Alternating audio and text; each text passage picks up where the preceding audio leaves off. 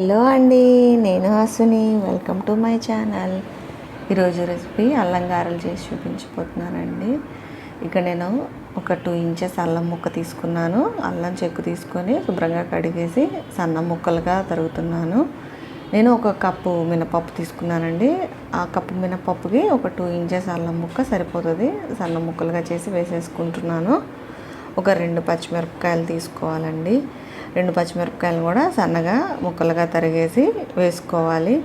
మనం ఇంకా విడిగా ఏమీ మిక్స్ చేసుకోవట్లేదండి. వీటన్నిటిని కలిపి కోర్స్ గ్రైండ్ చేసి పెట్టుకుంటున్నాను అనమాట. సో అందుకోసమని ఇందులో మిర్చి కూడా యాడ్ చేస్తున్నాను. అలాగే ఒక 2 రెమ్మల కరివేపాకును కూడా యాడ్ చేస్తున్నాను. ఇవన్నీ కోర్స్ గ్రైండ్ చేసి పెట్టుకున్నానండి.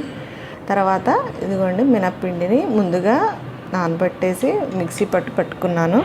ఒక స్పూన్ సాల్ట్ని యాడ్ చేస్తున్నాను. రెడీ చేసి పెట్టుకున్న మిశ్రమాన్ని కూడా యాడ్ చేస్తున్నాను.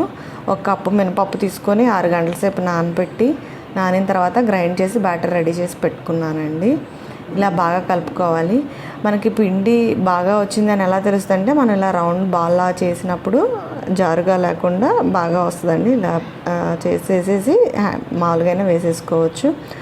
ఆయిల్ హీట్ చేస్తున్నానండి. ఇక్కడ హై ఫ్లేమ్లో పెట్టుకొని ఆయిల్ హీట్ చేసి లో ఫ్లేమ్లో పెట్టి ఇలాగ ఫ్లాట్గా చేసి వేస్తున్నానండి. యాక్చువల్గా ఇక్కడ నేను రంధ్రం పెట్టాను.